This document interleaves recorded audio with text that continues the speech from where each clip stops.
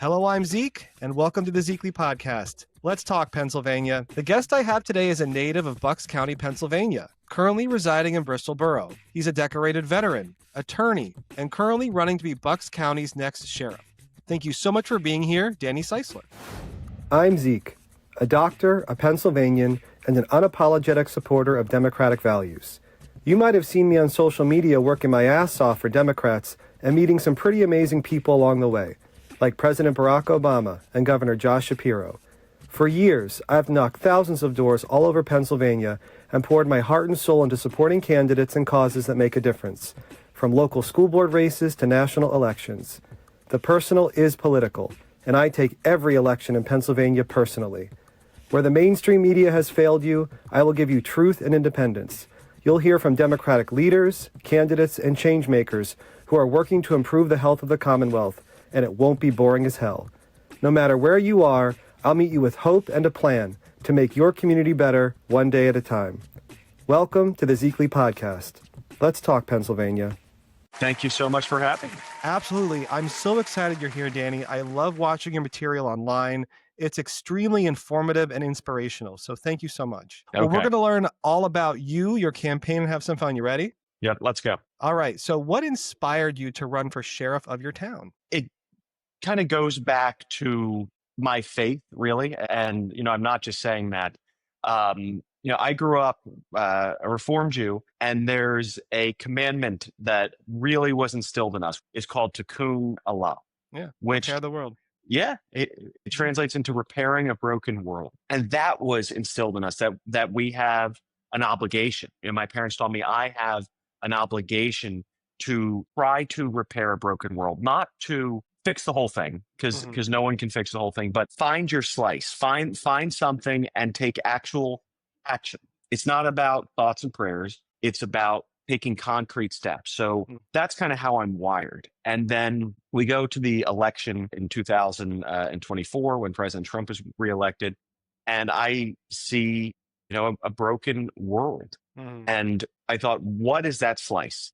Now is the time. I want to step up. And I saw a sheriff in Bucks County who was doing a lot of things to break the world, really. I knew he was an immigration hardliner who was going to partner with ICE to help carry out the president's mass deportation agenda. And I wanted to step up to stop that.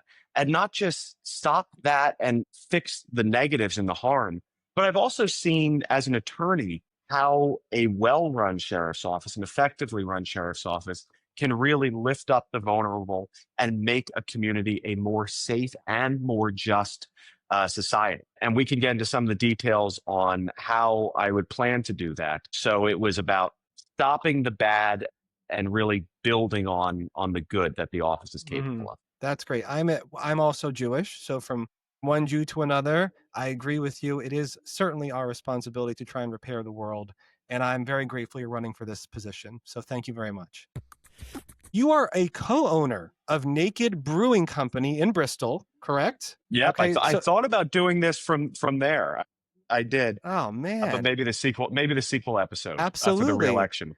What's the backstory to the name, and how did you get involved? Okay, so I came in after the fact. Okay. So I wasn't involved in the naming, but it got started on a bad day at work. I'll just leave it at that. A bad day at work. I left to work early, and I found the only bar that was open, and the only bar I could walk home from that was open, and it was Naked Brewery, which is a brewery and tap room a few blocks from my house. And while I was there, it was like 3:00. I was having a beer. I started talking to one of the owners who was there, and they had actually had a brawl outside of the bar the other day, and they had to make a statement to the police.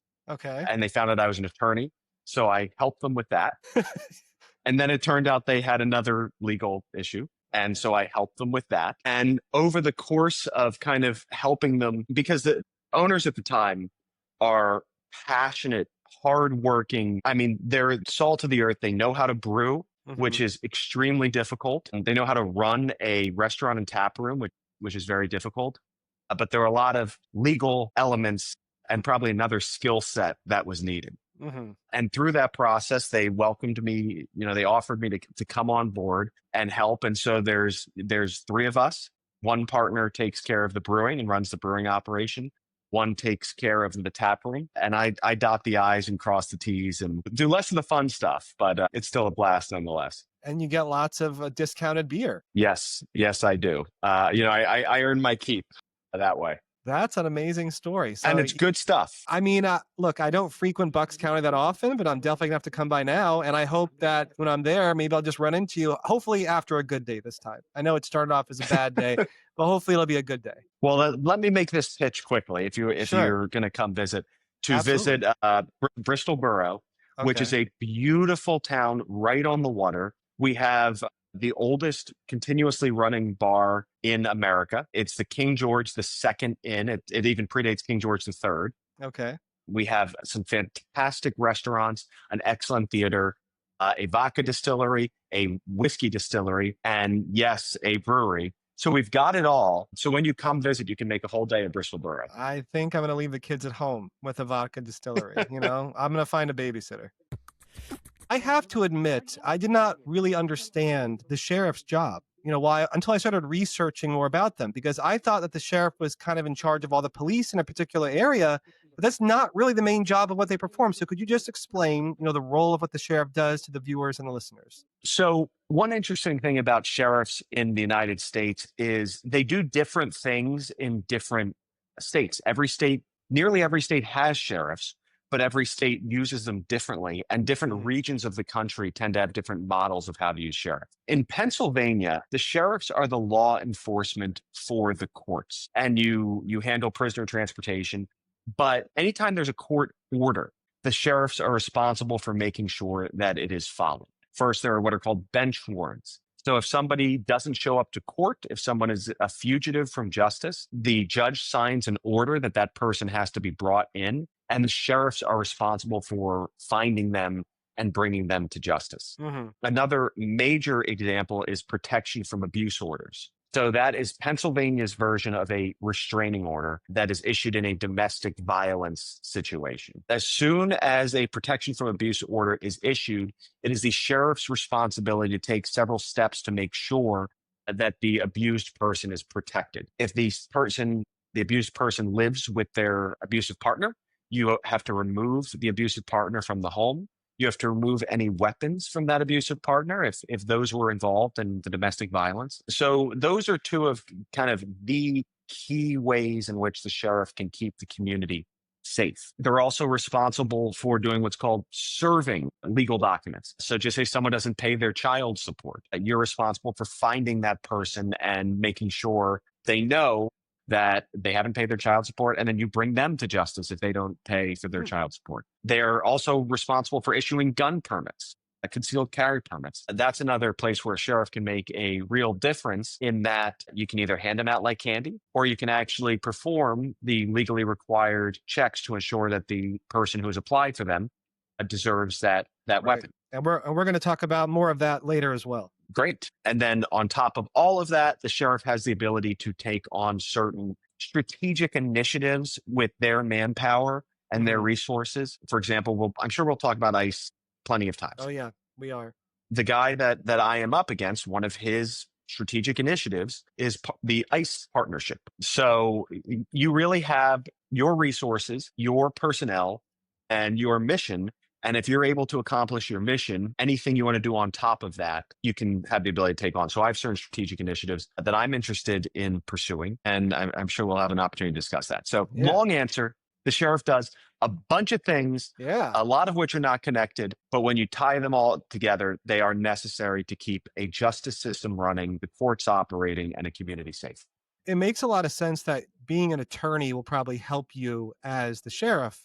I interviewed someone who's a prothonotary, and they interface with the Court of Common Pleas a lot, and they were also an attorney. So it makes a lot of sense that would help you as sheriff, that you've interfaced in the court systems before, because you're going to be essentially carrying out their duties. There's this perception, and it's going to be one of the hit pieces on me, that I wasn't a police officer. A sheriff's work in Pennsylvania, even though the uniforms look the same, a sheriff's job and a police officer's job are completely different. Yeah. And they're different by design. It's not necessary or even particularly helpful to Right. have been a police officer. Whereas what an attorney does, attorneys interact with the sheriff's office all the time. Right. It would make sense. And we've had some of the best sheriffs in Pennsylvania. The best example I'd use is Sean Kilkenny. He's Hmm. the sheriff of Montgomery County. He's an attorney. He was Hmm. not a police officer, and they hit him so hard. The Republicans did when he flipped that seat. But not only has he been a fantastic sheriff and has been reelected, I believe, 3 times. The Pennsylvania Sheriff's Association, which is about 90% Republican, Hmm. elected him to be the president of the organization. There you go.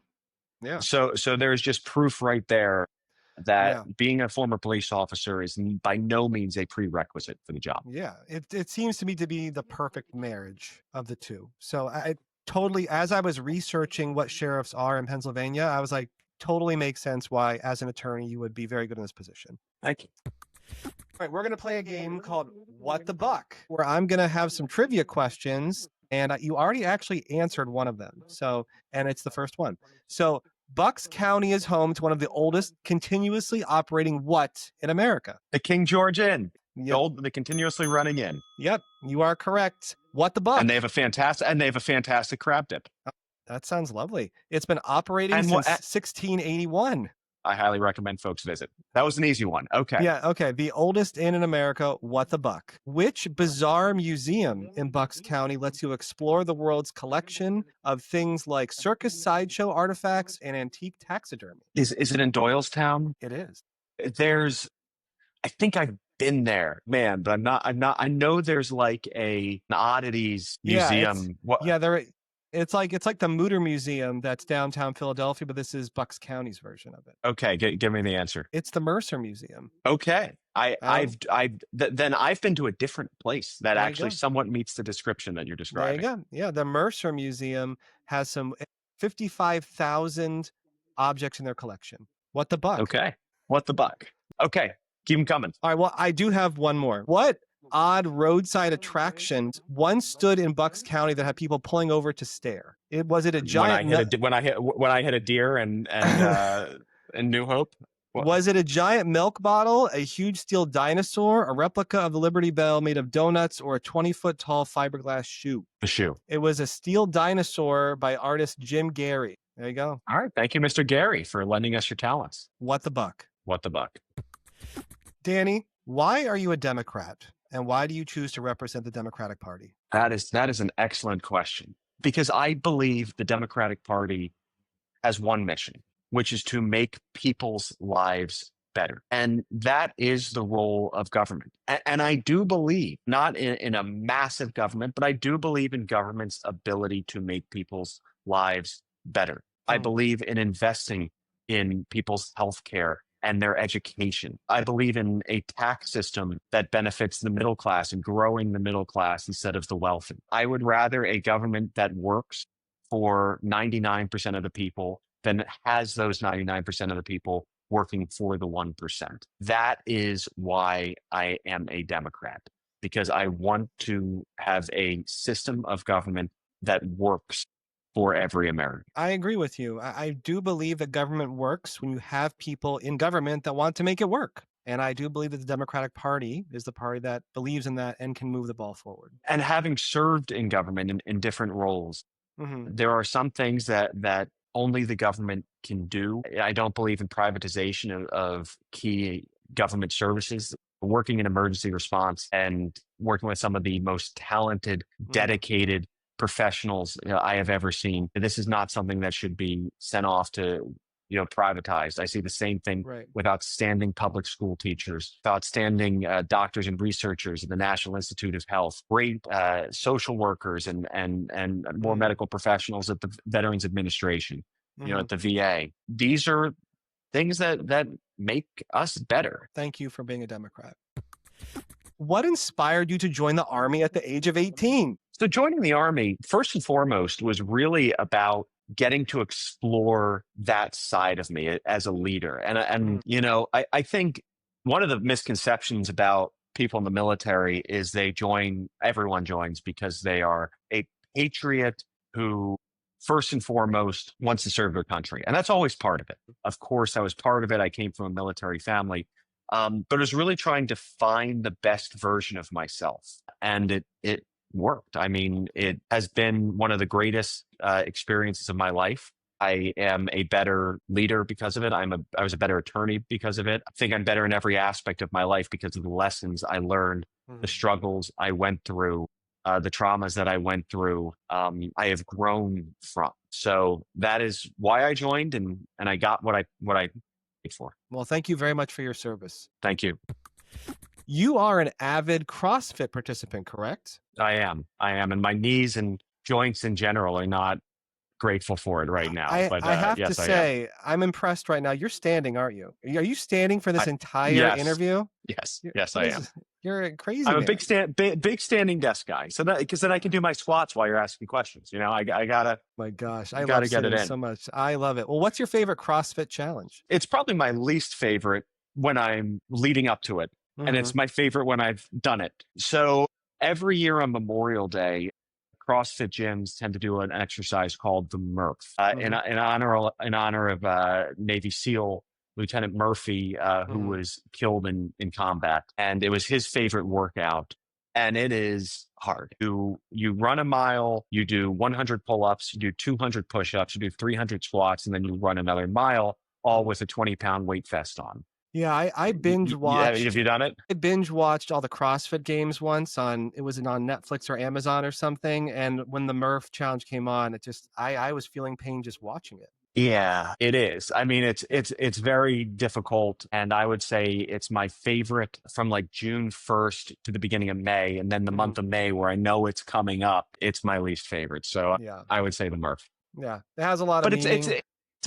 it does, Yeah. and CrossFit does have a lot of that. You have a lot of memorial workouts because they make you really think about how not how horrible the workout is, but how lucky you are to be able to do that. And I have, served with people who have been seriously injured. I have represented as an attorney people who horrible things have happened to. Literally, in the blink of the eye. One of my best friends from the Army, I wasn't with him at the time, but he was in an IED, and it messed up his body pretty significantly, and it happens in an instant. So it makes you realize, God, I'm lucky that my body right now allows me to do this. So there's really a feeling of gratitude that comes with those workouts. All right, well, we're going to play a game, CrossFit or CrossFire. Okay, so I'm going to give you some terms, and you're going to tell me, is it a CrossFit term, law enforcement term, or both? Okay? Do you invent these games for every podcast? I do. Yes. That is very, very impressive. Yeah, I do. Well, I try and keep people engaged, I got to keep people listening to the Zekely Podcast. That is cool. Let's play. All right, so AMRAP. That is a CrossFit term, which means as many reps as possible. It's a style of workout. You're off to a good start. All right, how about stacking? Stacking, so it definitely can be a fitness and nutrition concept. When it's in a fitness concept, it's layering workouts or sets on top of each other, and then the nutrition context, which often overlaps with fitness, you have a stack, which is the supplements that you take. Yep. But I'm interested to see if there's a law enforcement expression as well. Based on what I could find, it's a police tactic for entering a building. Have you ever heard of that? Stacking? Sure. Yeah. Yes, we would do that in the military as well. 4 people outside the door. You go in, one person opens the door, person 2 comes in. You have they are responsible for a corner. Person 3 goes in, they're responsible for a corner. Okay, I'm familiar with the concept. All right. How about the gauntlet? That sounds like it could be a specific CrossFit workout. It also sounds like a military expression. I think the gauntlet is the end of a training program. Yeah, okay. You're right. You're right on both accounts. Yeah, it could be a workout and a dangerous corridor or a very intense military exercise. You're right. All right, here's the last one. Fran. Fran is a CrossFit workout. Yes. Can you explain what that is? I don't remember exactly. So a lot of so there's 2 types of named CrossFit workouts. There's memorial workouts, and then there's workouts that typily have a woman's name. I guess there are no bad workouts in CrossFit because you all enjoy suffering so much. Fran is 21, 15, 9 reps of thrusters and pull-ups. The thruster is you have a barbell. So like imagine something you bench press. You have that in this position. and you do a squat with it, and then you lift it over your head, and you would do that 21 times, and then you do 21 pull-ups, and that What would be did a Fran. what did Fran do to be punished with Fran probably broke someone's heart, would be my guess. Seriously. Wow. I don't think I'll be doing a Fran anytime soon.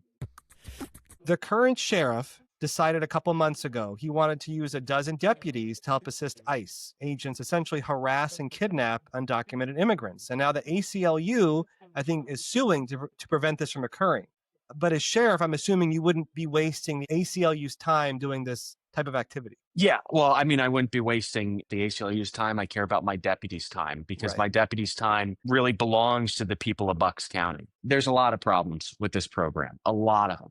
But one of them is sheriff's deputies have a job. And we talked about some of those responsibilities. None of them are immigration enforcement. And, by the way, it's been more than a few months that this sheriff tried to do this program during Trump's first administration when he was a local police chief. He pins the whole drug crisis in the United States on illegals. And, it's just not factually accurate, and it's not how we can make our community safer, and is an absolute waste of our taxpayers' resources and our deputies' time. Yeah. So look, on day one, I would withdraw from the program, and that's not even really a close call. Yeah. It's just terrible that he's doing it. It's terrible that anyone would do this, in their town, but he's just not letting it go. I saw recently on social media, he was being recorded saying that he's excited and giddy about it, deputizing people to go after undocumented immigrants in Bucks County. It's like you have nothing better to do. He has tripled down on it, and it is not popular because people are seeing what's going on around the country.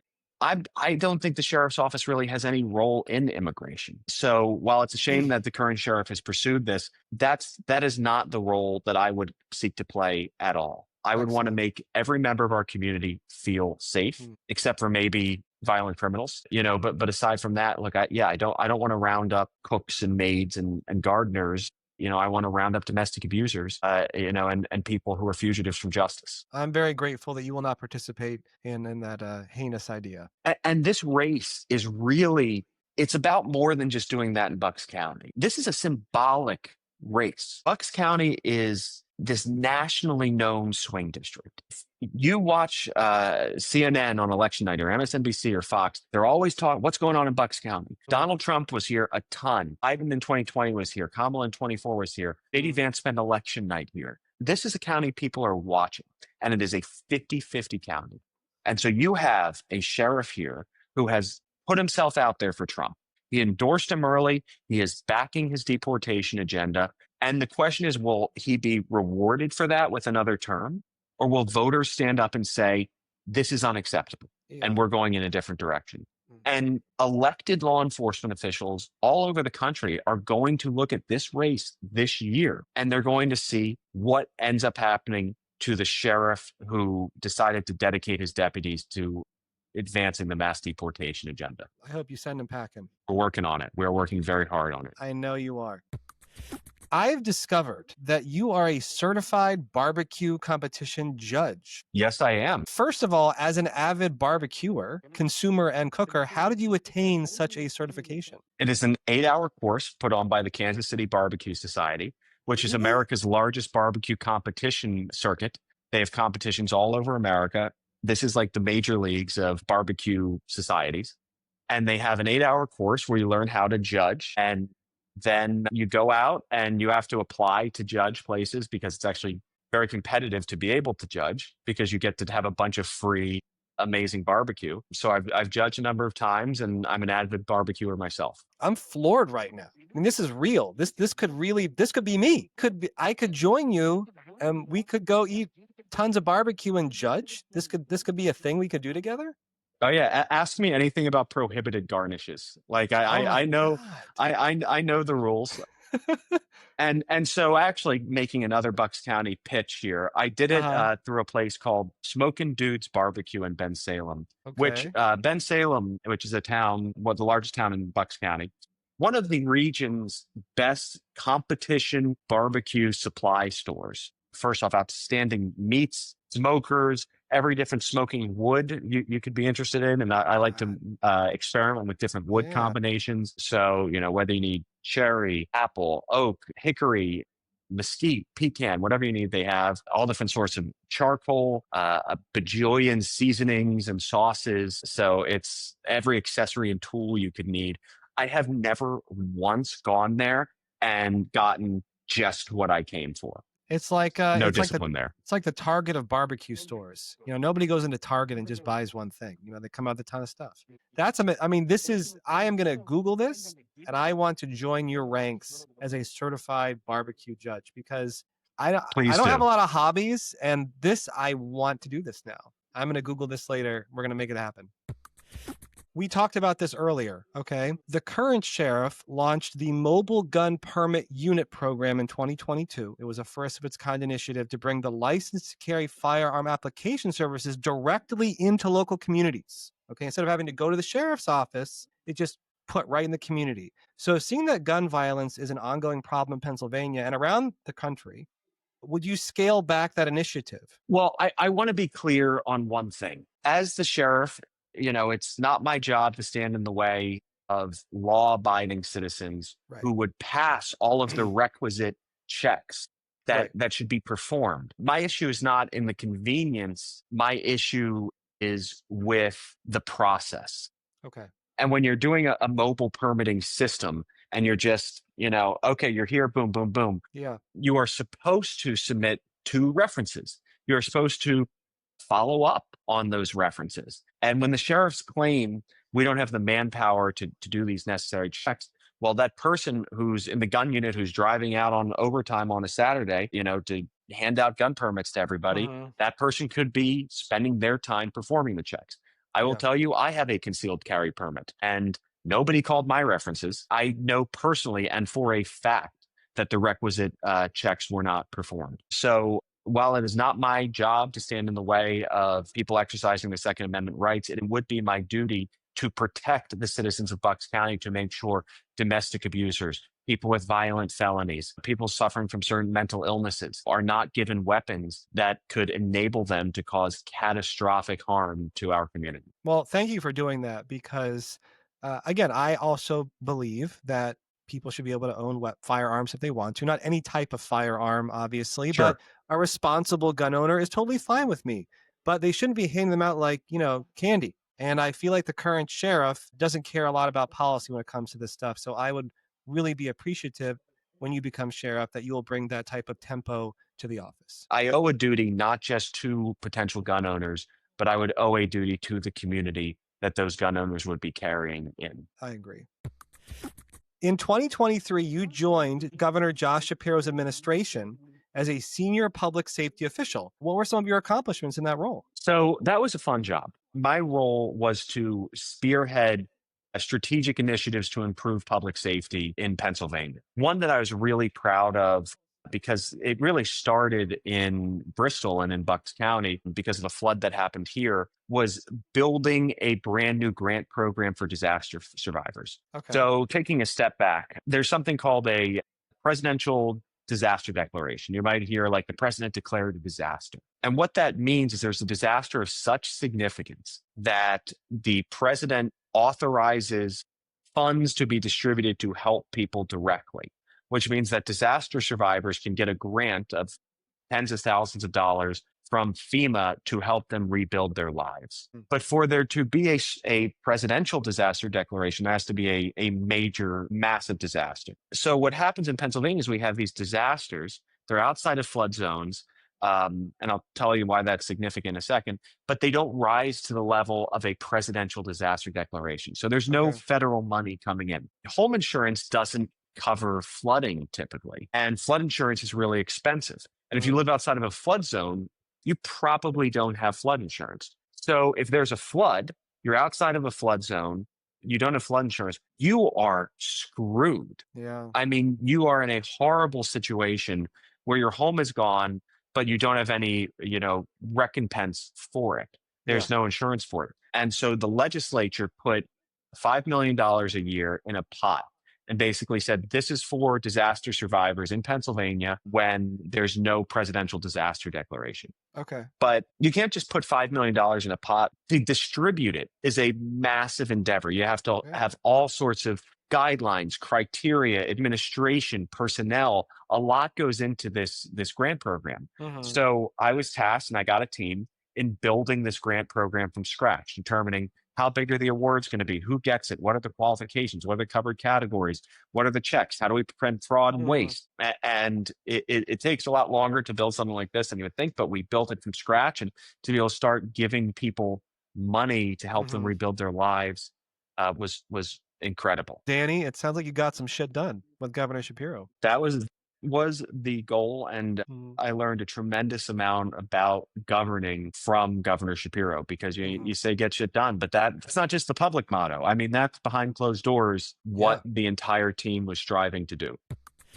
How would you motivate someone to get involved in not just your race for sheriff, but for all the positions on the ballot this November 4th? So for people who are listening to this podcast, who are probably seeing what's going on in Washington, and you are distraught, you are devastated, you're seeing what's going on with women's rights, with ICE, with Ukraine, there's only so much power we have over those things. Your school board, your township supervisors, your Supreme Court justice, retention races. This is what we have control over now. Right. This is what we can do this year. These are the actions we can take. And for what it's worth, if you have kids, who's on your school board is probably going to affect your life more than who your senator is. Right. Your township supervisor, who controls when your garbage gets picked up, whether the stop sign gets put in, where it needs to be. This is what impacts your daily life. So let's not get devastated. Let's be motivated. And every win we get this year, turning Bucks blue, it's going to lay the groundwork to take the House back in 26, which will seriously blunt President Trump's ability to implement his agenda. And then that lays the groundwork for 2028. You're right. So fight the fight this year. Absolutely. 90% of your life is affected by local politics, but 90% of people don't know who their local politicians are. And it really is important to get involved in every election. There are 2 elections every year in Pennsylvania. Every single year, there are 2 elections, the primary and the general election. And as I always say, every election is the most important election. What gives you hope? Young people beginning to get involved in politics. Yeah, maybe this is ageist of me, but I have seen, the American political system, I feel like in decline and really devastated by gridlock. And we have these existential threats really to our country. I mean, income inequality, unregulated artificial intelligence, climate change, and a political system and leaders unable to confront these issues. I believe my generation, younger generations, feel the gravity, the urgency to confront these issues. And we're seeing more and more young people stepping into leadership. My generation stepping up. Anything I'm able to do ever to encourage, support, recruit, mentor, and the next generation to step up into leadership, that is what gives me hope that we're in a dark time, but we're going to figure it out. And I think it's not going to be the Chuck Grassley's and the 90-year-old senators of the world. It's going to be younger people who feel compelled to work together to resolve these existential threats. Well, you running for this position gives me hope. So thank you for that. Well, thank you.